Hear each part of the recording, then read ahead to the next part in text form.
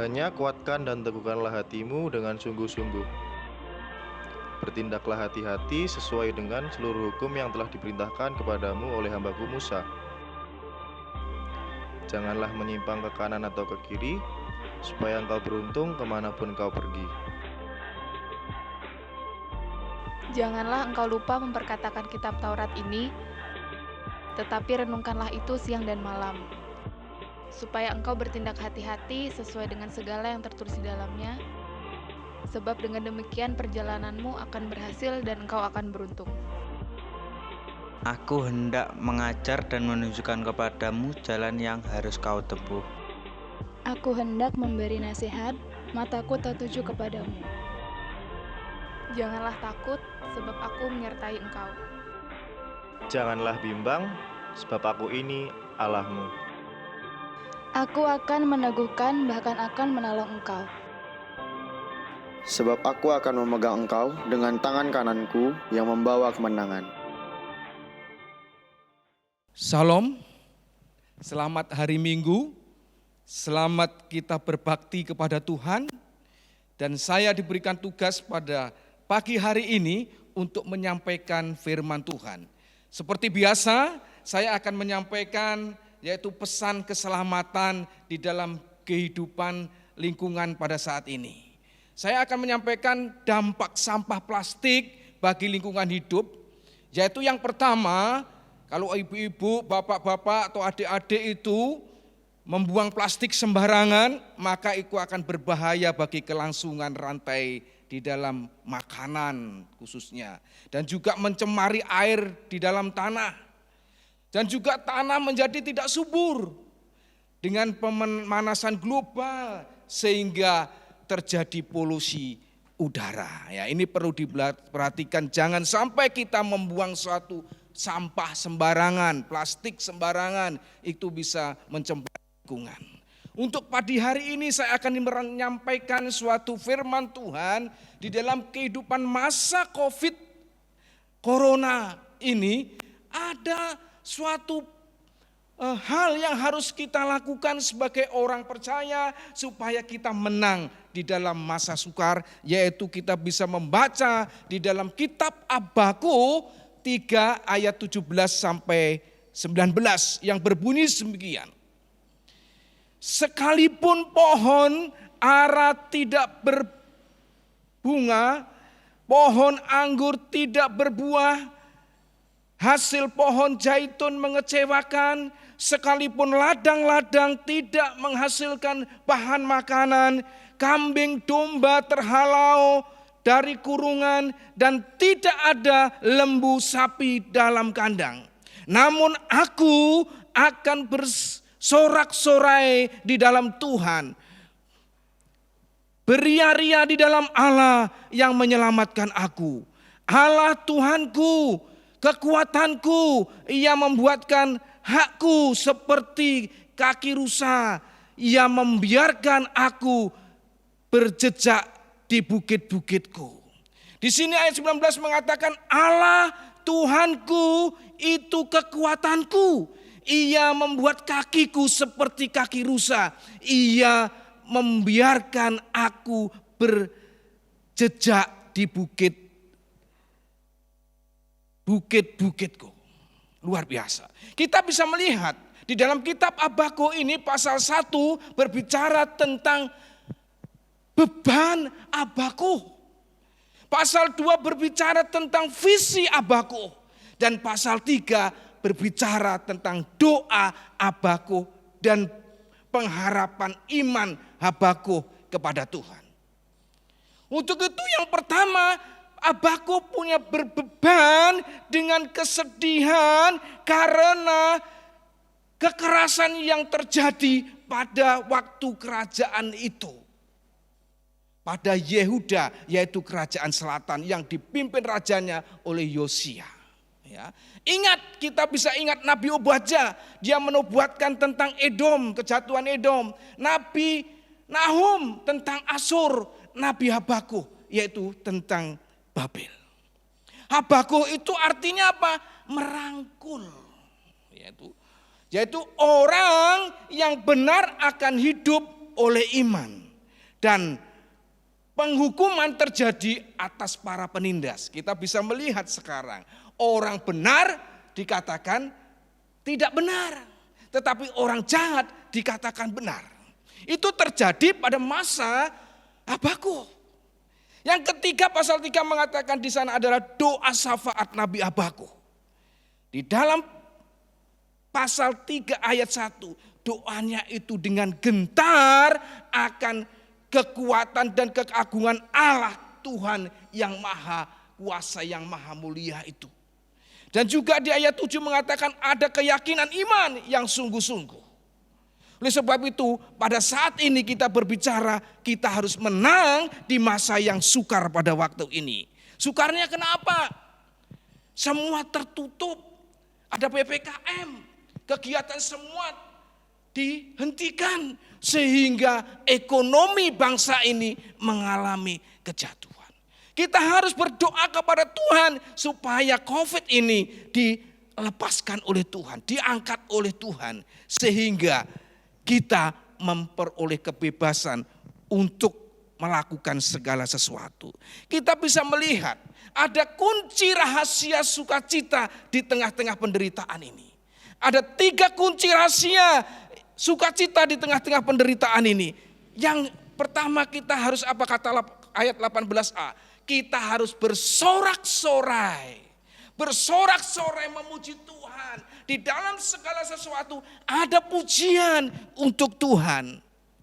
Ya, kita bisa melihat di sana ada kata YHWH, Yahweh atau Yehova Adonai, Tuhan sang pencipta segalanya. Dan juga kata bersorak-sorai artinya bangkit dan tertawa. Bangkit dan tertawa. Ya.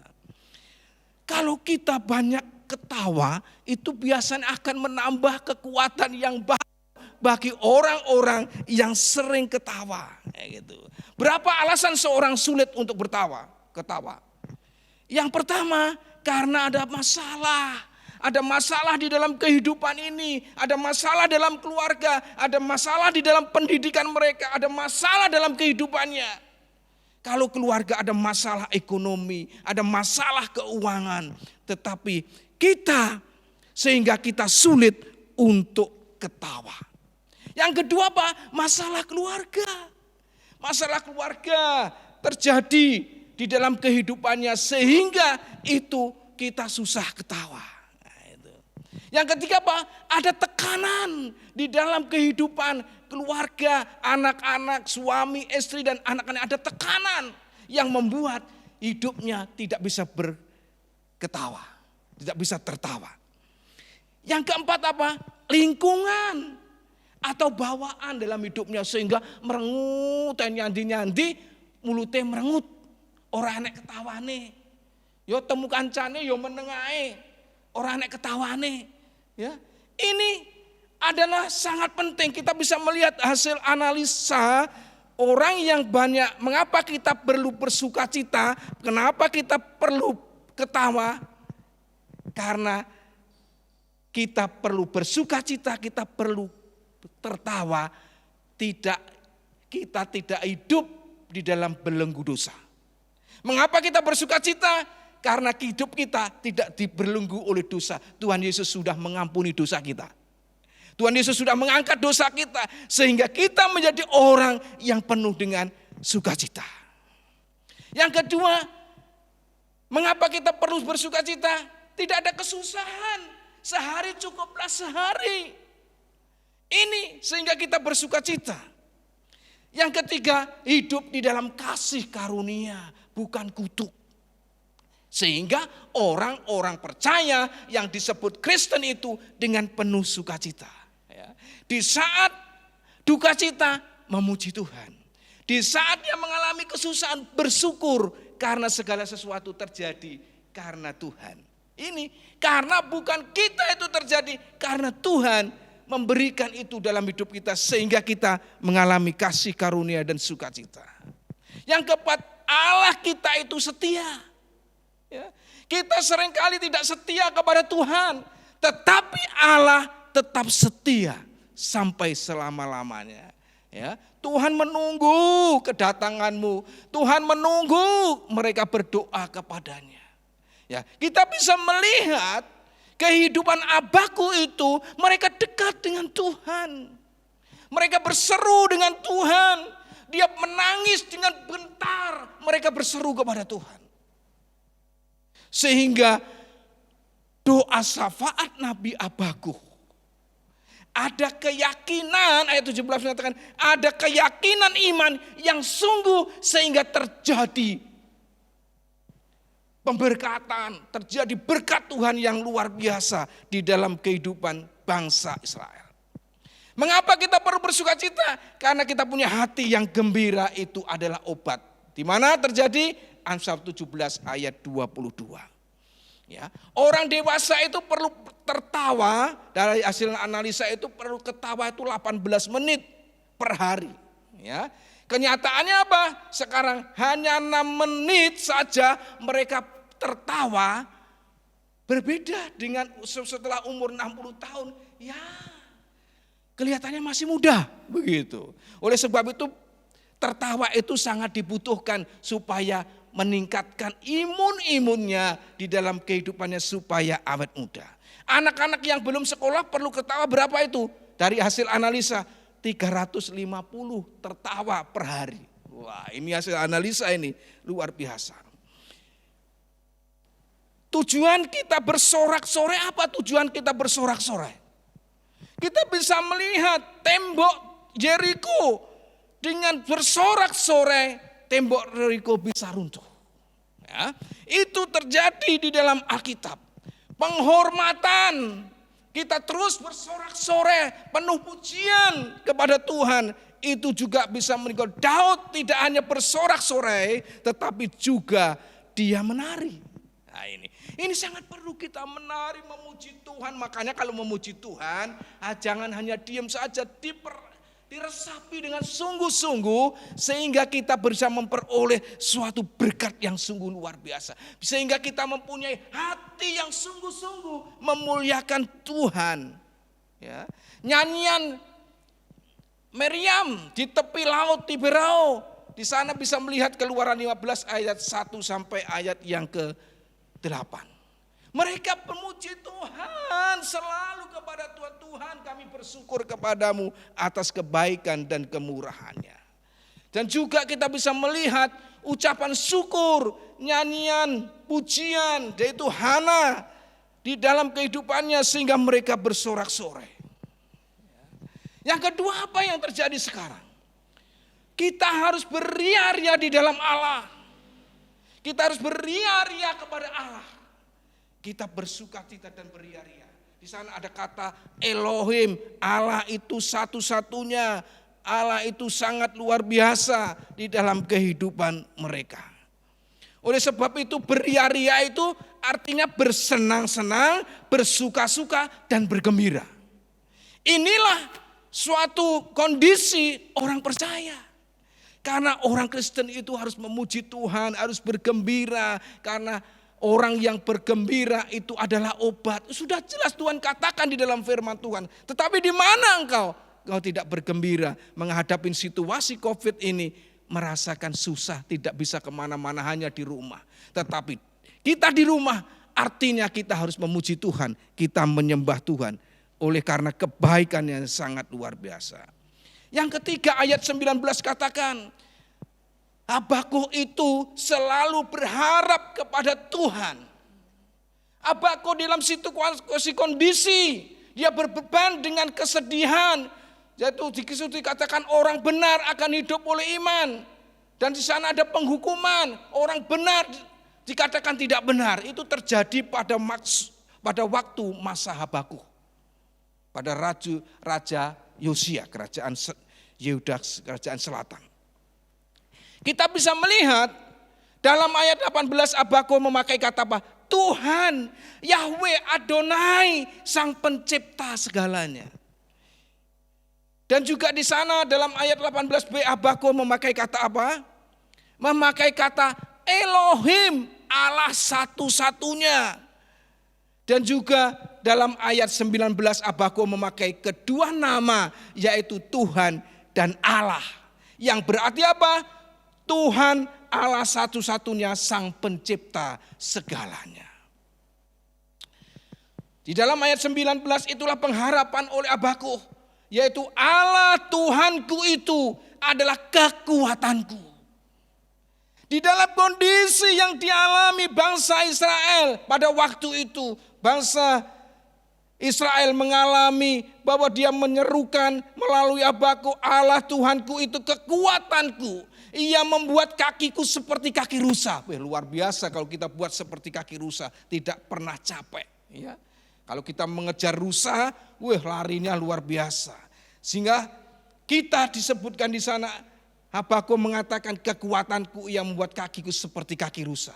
Ia membiarkan aku berjejak di bukit-bukitku, luar biasa. Tuhan menyertainya di dalam pengharapannya, di dalam doa syafaat Nabi Habakuk. Doanya penuh kegentaran akan keagungan Tuhan. Di sana ada keyakinan yang sungguh-sungguh di dalam ayat 17. Luar biasa. Oleh sebab itu, marilah kita terus memuji Tuhan. Terus kita mengagungkan nama Tuhan karena kebaikan. Tapi saat ini benarkah manusia itu berharap sepenuhnya kepada Tuhan? Apakah kita sekarang keadaan kita betul-betul sepenuhnya berharap kepada Tuhan bukan kepada manusia? Banyak orang yang nitik beratkan sekarang ini kita berharap kepada manusia bukan hanya kepada Tuhan. Ini terjadi bagi kehidupan saat ini. Berharap hanya kepada manusia karena mereka yang memberi nafkah kehidupannya. Oleh sebab itu di sini dikatakan iblis itu sangat pintar, sangat luar biasa. Iblis sekarang dengan nyata-nyata menggiring manusia itu untuk jauh-jauh dari Allah dan tidak berharap kepadanya lagi. Dan Lucifer telah nyata-nyata membangun kerajaan dunia ini dengan cara memakai apa? Memakai HP. Melalui peralatan yang canggih ini dipakai oleh iblis. Kita tidak terasa. Waktunya habis karena hanya main HP. Waktunya habis karena kita hanya main WhatsApp. Waktunya habis hanya menonton, melihat di dalam HP. Dan tidak ada persekutuan dengan Tuhan. Sehingga kita mengingatkan kita kembali saat ini.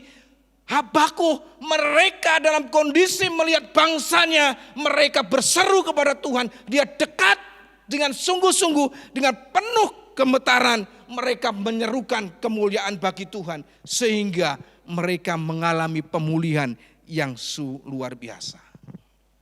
Akhirnya di dalam kesimpulan firman Tuhan pada pagi hari ini. Sekalipun kamu belum pernah melihat Allah, namun kamu mengasihinya. Namun Allah mengasihinya dan kamu mengasihi Tuhan.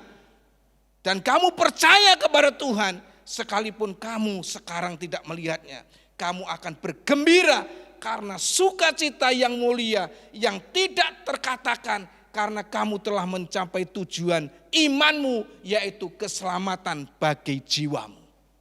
Ini sangat penting. 1 Petrus 1 ayat 8-9 mengatakan seperti itu. Supaya kita lebih terus dekat kepada Tuhan.